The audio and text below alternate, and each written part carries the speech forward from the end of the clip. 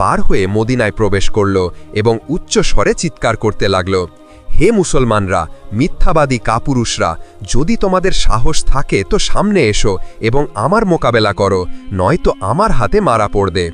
তার গর্জনে সমস্ত সাহাবা তাদের দৃষ্টি নিচে নামিয়ে নিলেন, কেউ আওয়াজ পর্যন্ত করল না। তখনই হজরত আলী রাদিয়াল্লাহু আনহু সোজা হয়ে দাঁড়ালেন এবং বললেন, ইয়া রাসূলুল্লাহ, আমাকে অনুমতি দিন, আমি যাচ্ছি এবং আমরকে হত্যা করে আসছি। রাসূলুল্লাহ সাল্লাল্লাহু আলাইহি ওয়াসাল্লাম বললেন, হে আলী, বসে যাও, তুমি কি দেখছো না তোমার সামনে কে আছে? তোমার সামনে দুনিয়ার বিখ্যাত পালোয়ান আমর আছে। তুমি তার মোকাবেলা করতে পারবে না, কারণ তুমি তার সমকক্ষ নও এবং তোমার বয়সও এখনও কম। সেই সময় শেরে খোদা হজরত আলী রাদিয়াল্লাহু আনহুর বয়স ছিল মাত্র 23 বছর। কিন্তু আমর আবার গর্জন করে চিৎকার করল, হে মুসলমানরা, কাপুরুষদের দল, তোমাদের সেই জান্নাত কোথায় যার দাবি তোমরা করো? লজ্জা হয় না? তোমরা বলো যে যদি মারা যাও তবে জান্নাতে চলে যাবে। তাহলে কি তোমাদের মধ্যে এমন একজনও নেই যে জান্নাতের সুগন্ধ পেতে চায়? এই কথা শুনেও বড় বড় সাহসী মুসলমানরা বসে রইল, কেউ দাঁড়াল না। তখন আবার হজরত আলী রাদিয়াল্লাহু আনহু দাঁড়িয়ে গেলেন এবং বললেন, ইয়া রাসূলুল্লাহ, আমাকে শুধু অনুমতি দিন, আমি এই জালেম শয়তানের মুখ চিরতরে বন্ধ করে দেব। তখন রাসূলুল্লাহ সাল্লাল্লাহু আলাইহি ওয়াসাল্লাম আবার বললেন, হে আলী, বসে যাও, তুমি দেখছো না তোমার সামনে আমর আছে? তারপর নবী সাল্লাল্লাহু আলাইহি ওয়াসাল্লাম নিজেই আওয়াজ দিলেন, কে আছে যে এই কাফিরের মুখ বন্ধ করবে?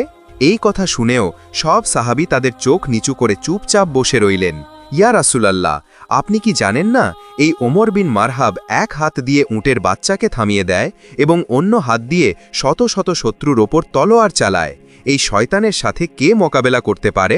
এতক্ষণে হজরত আলী রাদিয়াল্লাহু তাআলা আনহু তৃতীয়বার বুক টান করে দাঁড়িয়ে গেলেন এবং বললেন, হে আমার আকা সাল্লাল্লাহু আলাইহি ওয়াসাল্লাম, আপনি শুধু আমাকে অনুমতি দিন, আমি এই কাফিরের মুখ চিরতরে বন্ধ করে দেব। তৃতীয়বার শুনে রাসূলুল্লাহ সাল্লাল্লাহু আলাইহি ওয়াসাল্লাম হজরত আলীকে অনুমতি দিলেন এবং বললেন, হে আলী, আমি যেন না শুনি যে আমার আলী হেরে ফিরে এসেছে।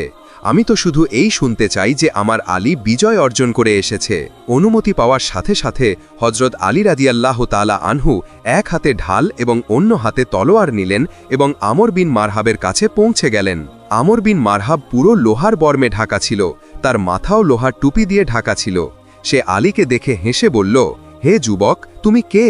তুমি কেন মৃত্যুকে আলিঙ্গন করতে এসেছ? তখন হজরত আলী রাদিয়াল্লাহু আনহু গর্জন করে জবাব দিলেন, আমি হলাম কারার এ হায়দার। আমার মা আমার নাম রেখেছেন হায়দার অর্থাৎ সিংহ এবং কারার অর্থাৎ বারবার আক্রমণকারী। মনে লেখো, আমি হলাম আল্লাহর সিংহ। এই কথা শুনে আমর বিন মারহাব হাসল এবং বলল, যা বাচ্চা, ফিরে যা, আমি বাচ্চাদের মারতে চাই না। তখন হজরত আলী রাদিয়াল্লাহু আনহু তলোয়ার তুলে বললেন, কিন্তু আমি তো তোমাকেই মারতে এসেছি। এতটুকু শুনতেই আমর বিন মারহাব রাগে পাগল হয়ে গেল। সে তার তলোয়ার তুলল এবং পুরো শক্তি দিয়ে হজরত আলীর ওপর আঘাত করল।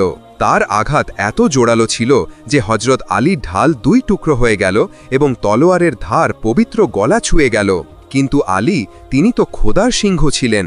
তিনি ঘুরে এমন জোরালো আঘাত করলেন যে আমর বিন মারহাবের ঢালও ভেঙে গেল এবং ওপর থেকে নিচ পর্যন্ত তার পুরো শরীর 2 টুকরো হয়ে গেল। বলা হয়, ইতিহাসে এত জোরালো তলোয়ারের আঘাত কেউ কখনো করেনি। হজরত আলী তার লাশের উপর দাঁড়িয়ে গর্জন করে বলে উঠলেন, তুই আমার সাথে কি মোকাবেলা করবি, হে পাথর পূজারী? আমি হলাম মুহাম্মদ সাল্লাল্লাহু আলাইহি ওয়াসাল্লামের গোলাম।